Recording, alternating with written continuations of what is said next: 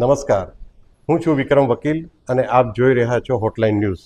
આજે આપણી સાથે છે એવા એક પ્રખર વ્યક્તિ, પ્રખર વ્યાખ્યાતા અને જૈન ધર્મના જે લાખો ફોલોઅર્સ છે એ બધા જ એમને જાણે છે. થોડી એમની ઓળખાણ આપી દઉં. જીત સંસ્થાના પ્રેરણાદાતા, શાસન સમ્રાટ નેમિ સુરીશ્વરજી સમુદાયના પૂજ્ય આચાર્ય પ્રદ્યુમન સુરીજીના શિષ્ય પૂજ્ય આચાર્ય રાજહંસ સુરીશ્વરજી મહારાજ સાહેબ. આજે આપણે એમની સાથે વાત કરીને થોડું એમના માર્ગદર્શન લેવાનો પ્રયત્ન કરીશું. નમસ્તે સાહેબ. પહેલું એક આપણે સાંપ્રત હમણાં જે થોડી બધે ચર્ચા થઈ રહી છે કે જૈનોની વસ્તી ઘટી રહી છે, તો આ માટે જેમ પારસીઓનું વર્ષો પહેલાં થયું હતું કે વસ્તી ઘટતી હતી ત્યારે કોઈ એ ઉપાય નહીં કરવામાં આવ્યો, તો ભવિષ્યમાં આપણે જૈનોમાં જે એવું એક ડર છે તો એ માટે શું કરવું જોઈએ? ને વસ્તી ઘટે છે એના કારણ ઘણા બધા છે.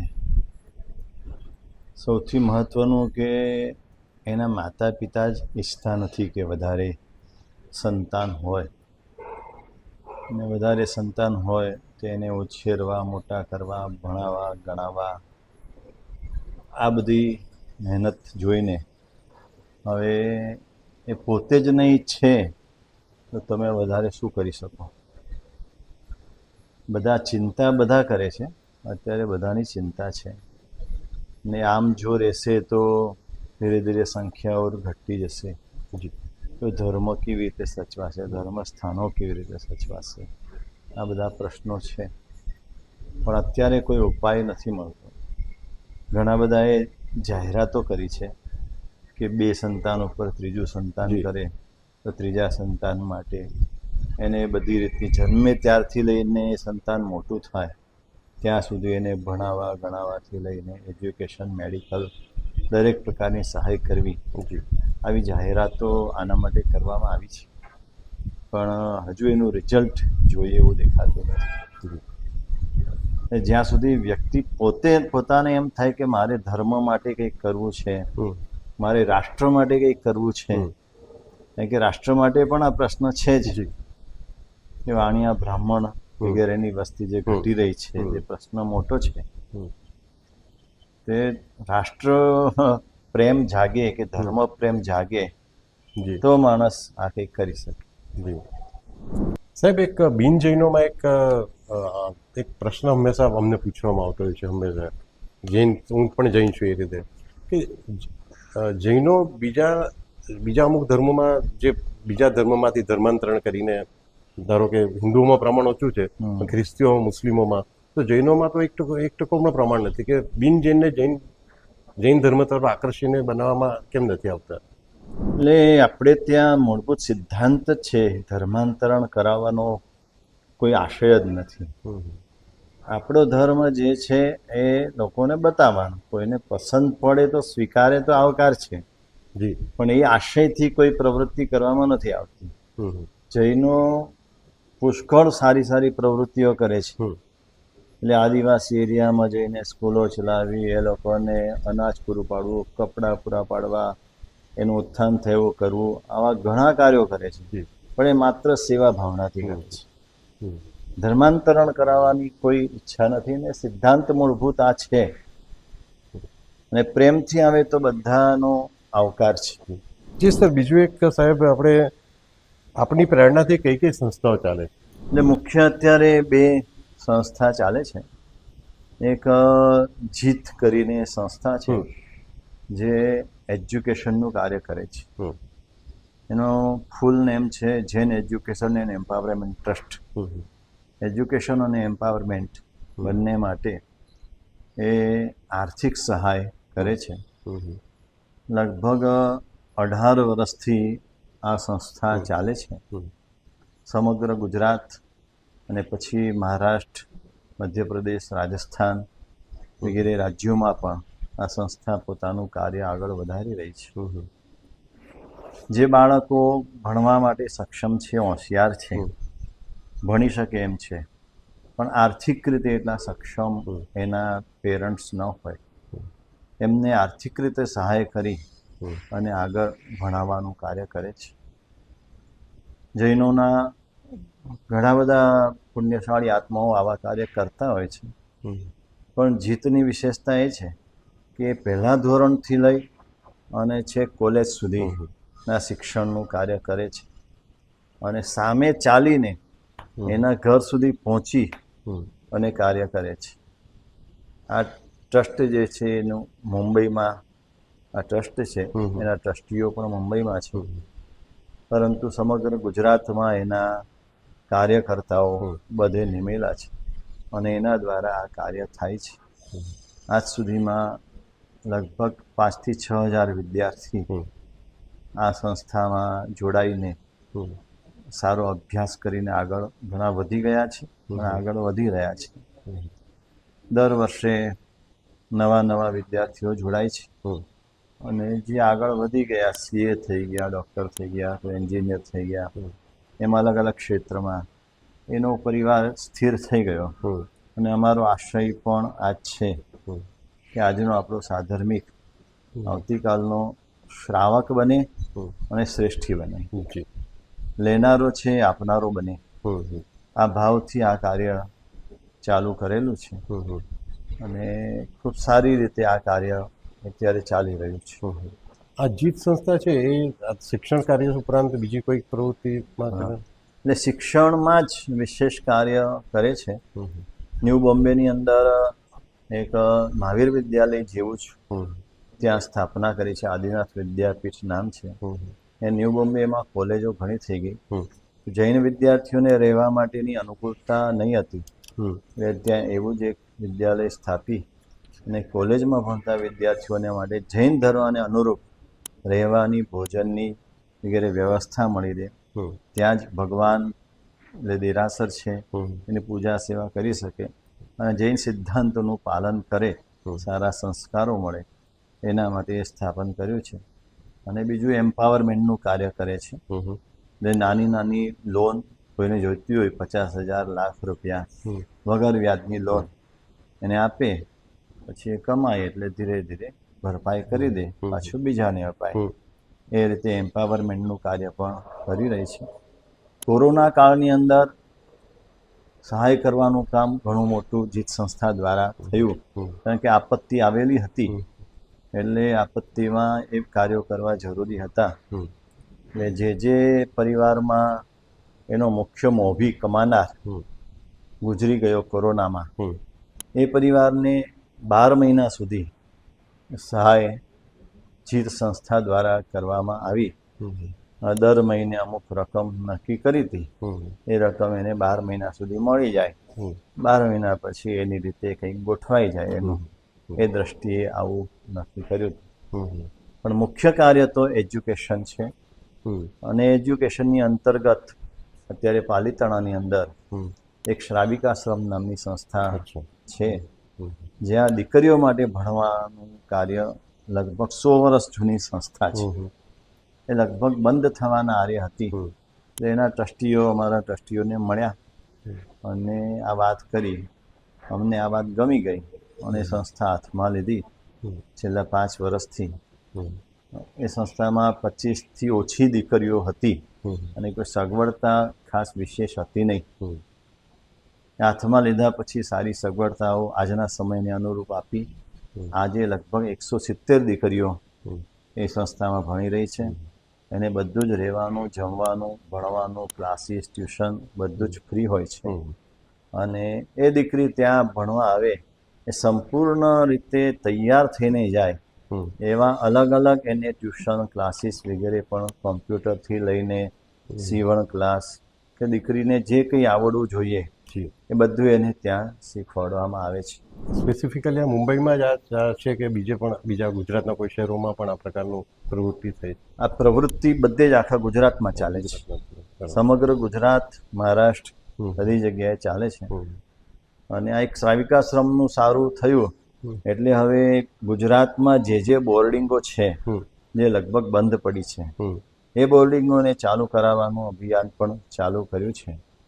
અને એની અંતર્ગત પાલિતાણાને બાલાશ્રમ, ગુરુકુળ એ તો ચાલુ જ છે, પણ એ વધારે સારી રીતે ચાલે. સાવરકુંડલાની બોર્ડિંગ, મહુવાની બોર્ડિંગ, એમ અનેક બોર્ડિંગોનું કાર્ય પણ હાથમાં લીધું છે.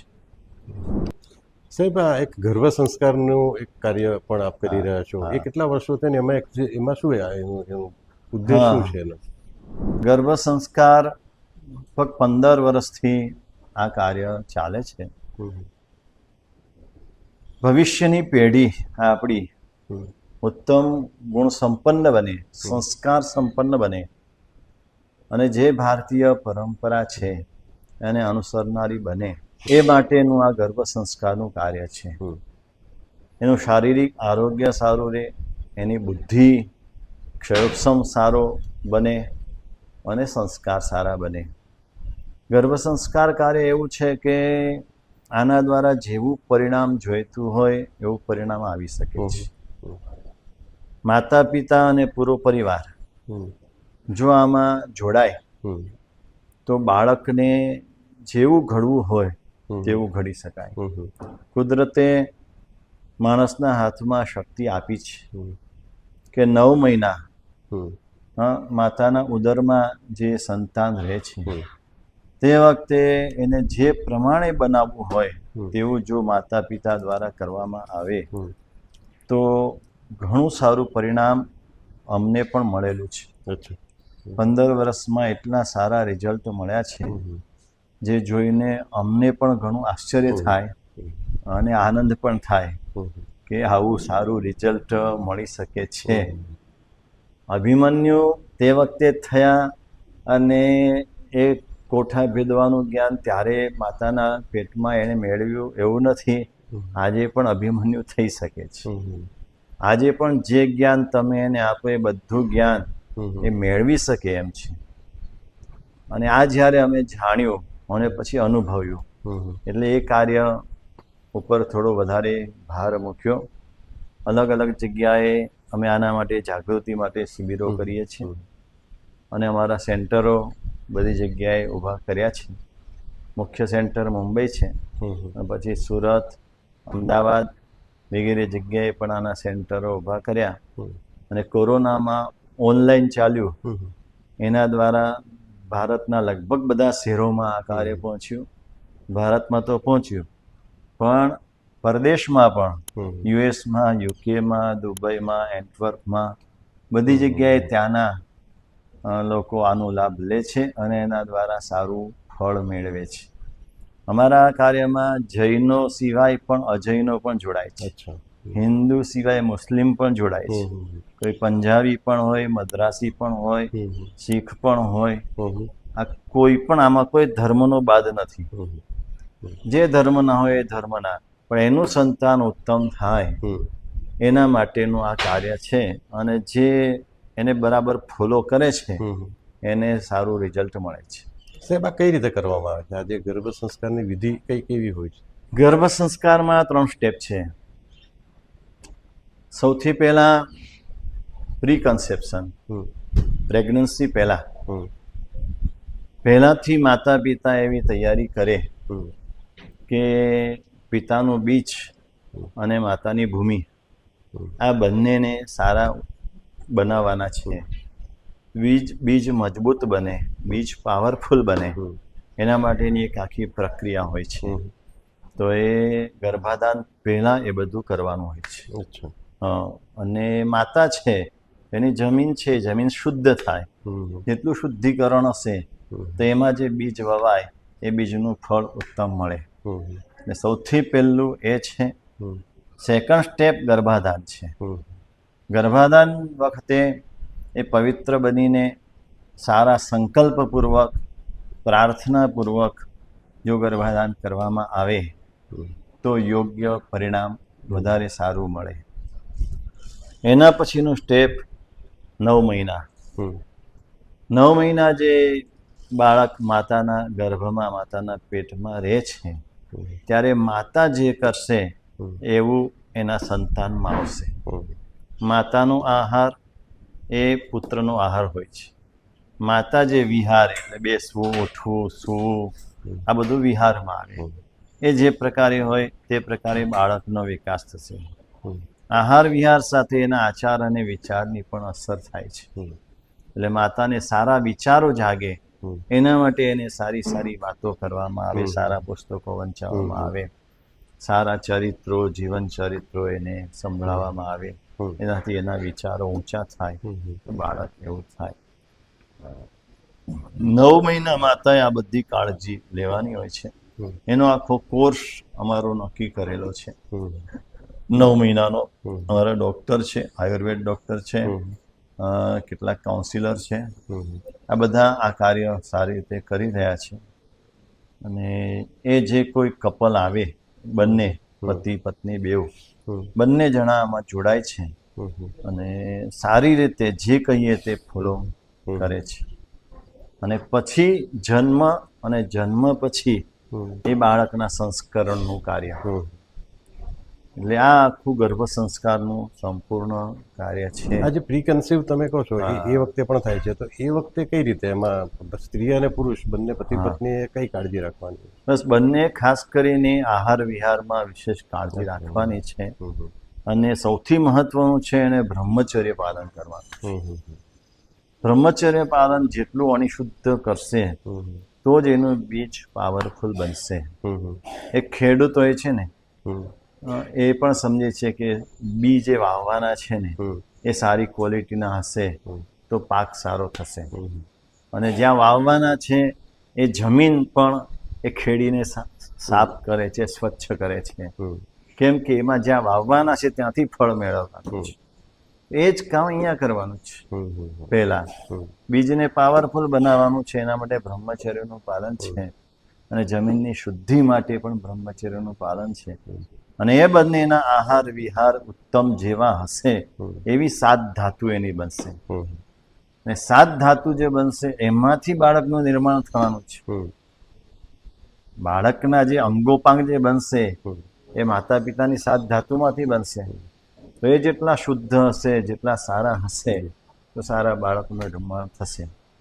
એટલા માટે અત્યંત જરૂરી કાર્ય હોય તો એ છે પ્રી કન્સેપ્શન. પણ એની અંદર ત્યાર પછી ધાર્મિક કોઈ વિધિ કરવામાં આવે છે?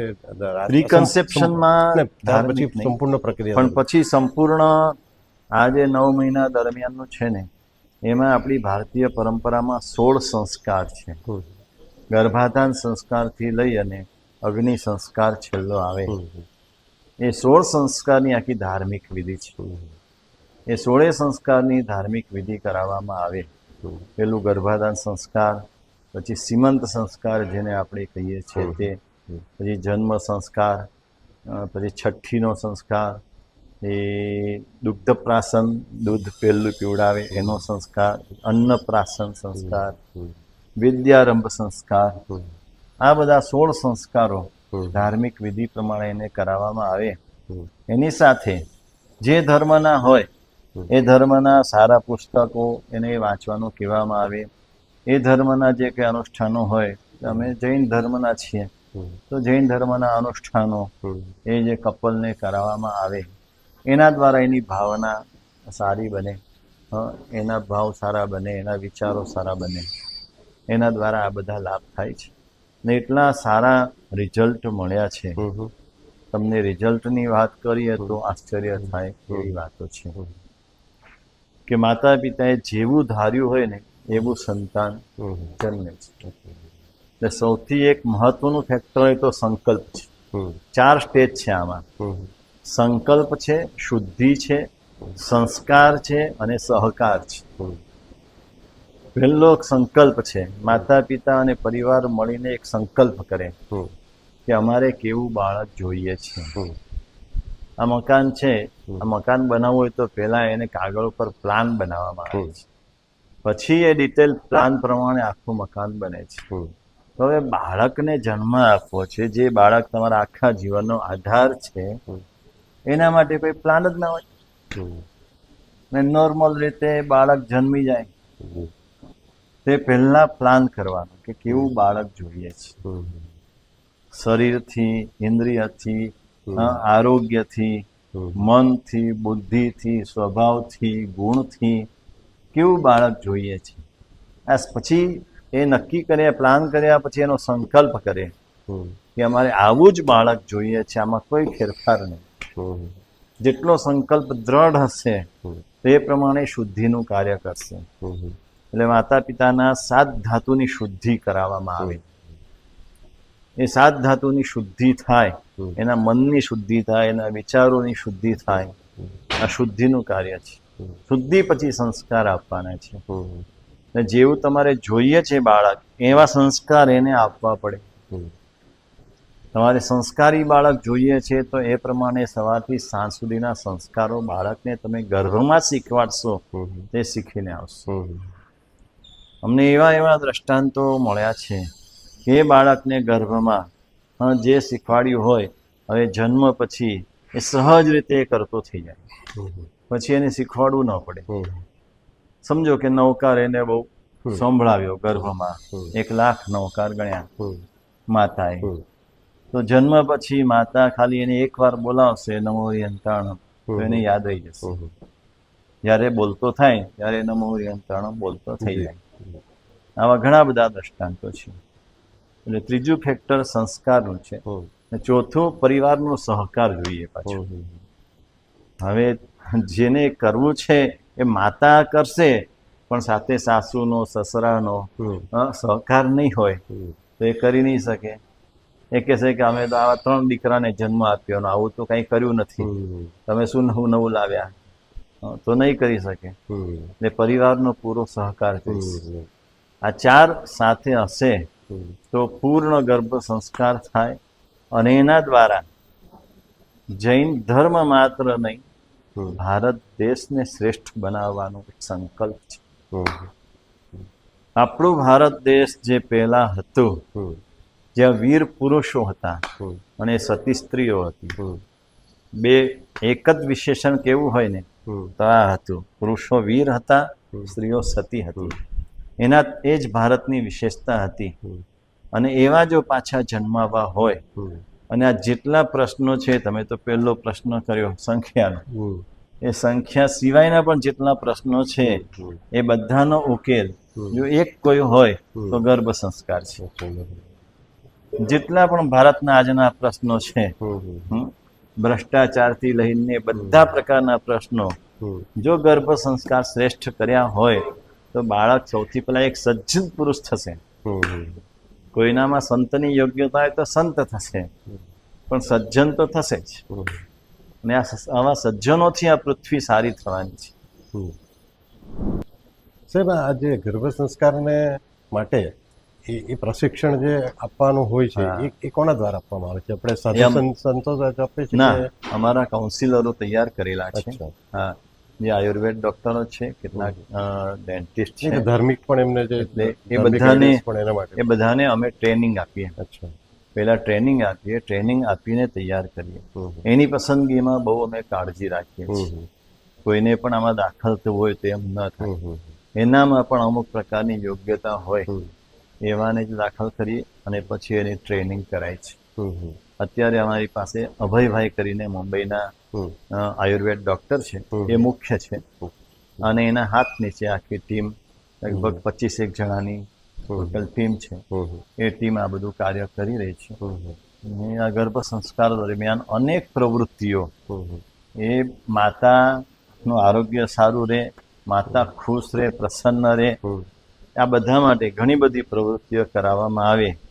એ માત્ર ધર્મને લગતી નહીં, પણ બાળકને બધી રીતે વિકાસ થાય એ માટેની પ્રવૃત્તિઓ ઘણી કરાવવામાં આવે. એને યોગા પણ કરાવવામાં આવે, એને વૈદિક મેથ્સ પણ શીખવાડવામાં આવે, અને આર્ટ પણ શીખવાડવામાં આવે, ને એક ચાણક્ય નીતિનો પણ ક્લાસ હોય. એમ બધા પ્રકારના ધર્મના તો હોય, પણ આ બધા પણ ક્લાસીસ હોય. માતા માટે હોય, પિતા માટે પણ. પિતા અમુકમાં માતા પિતા બેવ હોય, અને અમુકમાં ખાલી માતા હોય. જે માતાએ જ કરવાનું છે એમાં ફક્ત માતા હોય. જી, આપે અથવા આપના ગુરુ મહારાજે તીર્થરક્ષા પાઠશાળા માટે જે કાર્યકર્તા કર્યા છે એ માટે થોડું સાહિત્ય ક્ષેત્રે સાહિત્ય ક્ષેત્રે બરાબર. એટલે અમારા ગુરુ ભગવંત હતા, એ ખૂબ સાહિત્ય પ્રેમી હતા. અને ઘણા બધા પુસ્તકો એમણે લખ્યા પણ છે. એક પાઠશાળા નામનું મેગેઝિન બહાર પાડતા હતા.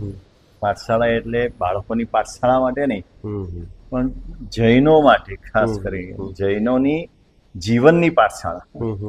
એના જીવનમાં એના વિચારો કેવા જોઈએ, એના જીવનમાં એના આચારો કેવા જોઈએ, આ બધા માટે. અને એ મેગેઝિનને પછી સંકલન કરી અને 2 ગ્રંથમાં પુસ્તક બહાર પાડ્યા છે. એ સિવાય પણ એમનું સંશોધનનું સંપાદનનું કાર્ય વિશેષ હતું. પ્રાચીન ગ્રંથોનું રિસર્ચ કરી અને એને બહાર પાડતા જેટલા અપ્રાપ્ય હોય અથવા તો હસ્તલિખિતમાં હોય, છપાયા ન હોય એવા બધા ગ્રંથોનું સંશોધન કરીને ઘણા બધા ગ્રંથો એમણે બહાર પાડેલા છે. અને ગુજરાતી સાહિત્યનો પ્રેમ બહુ હતો. લેટેસ્ટ ગુજરાતી સાહિત્યથી પણ પરિચિત રહેતા અને સાહિત્યકારો, લેખકો, કવિઓ એ બધાની સાથે સત્સંગ કરતા. એ બધાને પોતે પણ મળવા જતા અને એ બધા અહીંયા એમને મળવા આવતા. એમની સાથે સાહિત્યની ગોષ્ઠીઓ થતી, કેટલીક વાર કાવ્ય પઠન થતા. આમ સાહિત્યના માણસ હતા. અને આપે જે કે વેપાર વાણિજ્ય ક્ષેત્રે પણ આપણા ધર્મને આધારે જે કઈ રીતે કરવું એ બાબતમાં પણ તમે કંઈક હવે આવતા રવિવારે વ્યાખ્યાન છે આપનું. એટલે જીત જે છે ને ટ્રસ્ટ, એ જીત દ્વારા જ અમે અમુક સમયે આવા પ્રોગ્રામો રાખીએ છીએ.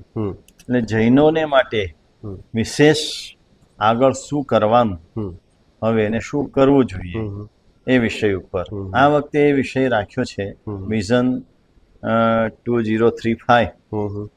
આવતા 10 વર્ષનું વિઝન શું હોવું જોઈએ, આજની પરિસ્થિતિ શું છે વેપાર ધંધાની, અને હવે શું આવી શકે, અને જે આવી શકે એમ છે એની સામે જૈનોએ કેમ ટકી રહેવું અને કઈ રીતે આગળ વધવું, એના માટે સારા વક્તાઓ અમે લાવીએ છીએ. અને એ વક્તાઓ પરસ્પર ગ્રુપ ડિસ્કશન કરી અને માર્ગદર્શન આપે એવા પ્રકારનું એક ફંક્શન આ રવિવારે રાખ્યું છે. આ રીતનું ફંક્શન છે. અને મધુસૂદન કેલા કરીને સારા છે, શેર બજારમાં ને બધામાં નામાંકિત છે એ, અને બીજા એક શર્મા કરીને છે. 3 જણા નિષ્ણાત વક્તા છે, પોતાના ક્ષેત્રમાં નિષ્ણાત છે. એ લોકો આવવાના છે. સંજીવ કુમાર હોલની અંદર આ ફંક્શન રાખ્યું છે સવારે. આ પ્રકારની પ્રવૃત્તિ એક નવું આખું નવું છે આખી વસ્તુ. તો એમાં મને લાગે છે કે બિન જૈનોને પણ ખાસો રસ પડશે. હા, બધાને રસ પડે એવું છે. આ માત્ર જૈનો માટે નથી, પણ દરેક પ્રજાને રસ પડે એવા પ્રકારનું છે. અને પેલા અમે અમદાવાદમાં કર્યું હતું ત્યારે પણ આ જ પ્રકારનું એક અલગ કર્યું હતું ટાગોર હોલની અંદર. અને ત્યારે ટોરેન્ટ વાળા સુધીરભાઈ હતા, પેલા મ્યુચ્યુઅલ ફંડ વાળા નિલેશ શાહ ને એ કક્ષાના બધા વક્તાઓ હતા. અને બહુ જ સારું માર્ગદર્શન તે વખતે આપ્યું હતું. આખો હોલ ચિક્કાર હતો, એટલે સીટ તો ફૂલ હતી, બધા પગથિયા ઉપર બેઠેલા હતા. એટલે લોકોને આ બધી બાબતમાં રસ છે અને સારી જાણકારી મળે, યોગ્ય માર્ગદર્શન મળે, આ જરૂરી છે. અત્યારે અટવાતા હોય છે બધા, અને જે જૂની ઢબના ધંધાઓ ચાલ્યા આવે છે એ બધામાં હવે ફેરફાર કરવાની જરૂર દેખાઈ રહી છે. એ ધંધા ઓછા થઈ રહ્યા છે. તો હવે શું કરવું એ માર્ગદર્શન જરૂરી છે. અને આપણા શાસ્ત્રોએ પણ અર્થની ના નથી પાડી, પણ અર્થ ઉપાર્જન કઈ રીતે કરવું, નીતિપૂર્વક કરવું, ન્યાયપૂર્વક કરવું, એના ઉપર ભાર મૂકેલો છે. કારણ કે અર્થ વિના તો સંસાર ચાલવાનો નથી. તો અર્થ જોઈશે તો નીતિ ને ન્યાયપૂર્વક તમે અર્થનું ઉપાર્જન કરો, એના ઉપર ખાસ ભાર મૂકેલો છે. અને એ જ વાત કરવા માટે આ રીતના ફંક્શન રાખ્યા છે. સાહેબ, બીજું આપ સાંપ્રત આપણા દેશની સમસ્યાઓની વાત કરીએ તો આપની દ્રષ્ટિએ હમણાંનો ભારત કઈ મુશ્કેલીઓમાંથી પસાર થઈ રહ્યું છે? આપની દ્રષ્ટિએ તમને અંગત રીતે તમને શું માનો છો, અને એમાંથી ભવિષ્યમાં એ કરેક્શન કરીએ એ માટે શું કરવું જોઈએ? એટલે જે હમણાં પહેલા આપણી સંખ્યાની વાત થઈ ને, એની સાથે સાથે સૌથી મોટી ખામી સંસ્કારની છે. જે ભારત દેશમાં સંસ્કાર હતા, ભારતીય પ્રજામાં સંસ્કાર હતા, આજે સંસ્કાર ઘટી રહ્યા છે. યુવા પેઢી આજે જે રસ્તે ચાલી રહી છે ને જે રસ્તે જઈ રહી છે એ સૌથી મોટો પ્રશ્ન છે. કારણ કે આપણી આવતીકાલ યુવા પેઢીના હાથમાં છે અને જો યોગ્ય દિશામાં હશે તો જ આવતીકાલ સારી થશે. એટલે એને સંસ્કાર માટે કોઈને કોઈ કાર્ય થવું જોઈએ. શિક્ષણ સંસ્થાઓ વધી ગઈ, શિક્ષણ સારી ક્વોલિટીનું પણ થયું, સ્કૂલો સારી થઈ, પણ ત્યાં સંસ્કારના નામે મીંડું છે. એટલે અમે ભણતા હતા ત્યારે અમારા શિક્ષકો અમારા સંસ્કાર ઉપર ભાર આપતા હતા, ધ્યાન રાખતા હતા, વ્યક્તિગત સંબંધ પણ રાખતા હતા. આજે શિક્ષણ સંસ્થાઓમાં એ કશું રહ્યું નથી. ઉલટું સંસ્કારની જગ્યાએ કુસંસ્કાર ત્યાં પોષાય છે. અને પાયો આ છે. પાયો જો બરાબર હશે તો જ આગળ બધું સારું થશે. એટલે એ શિક્ષણ પ્રક્રિયા જે આખી છે એમાં જો ફેરફાર કરવામાં આવે તો જ ભારતનું ભવિષ્ય ઉજળું બનશે. એટલે એજ્યુકેશન પોલિસીમાં ફેરફાર. આજે માત્ર પ્રોફેશનલ શિક્ષણ આપવામાં આવે છે, એ સિવાયનું બાળકોને કશું, અને એક ટેન્શન બાળકોને હોય છે, સારા માર્ક્સ લાવવાના, સારા પર્સન્ટેજ લાવવાના. એ પ્રથા પણ દૂર કરવી જોઈએ. કોમ્પિટિટિવ જે હા, કોમ્પિટિશન. સાવ નાના બાળક હોય ત્યારથી એને એના પેરેન્ટ્સને જે ટેન્શન છે આ બાબતનું, એમાં કંઈ વિચારીને સારી રીતે ફેરફાર કરવામાં આવે તો બહુ જરૂરી છે. ખૂબ ખૂબ આભાર સાહેબ આપનો, અમારી સાથે વાત કરીને. નર્મદા. આવા પ્રકારના વિડીયો તમને જોવા ગમતા હોય તો હોટલાઇન ન્યૂઝ ચેનલને લાઇક, શેર અને સબસ્ક્રાઇબ કરો.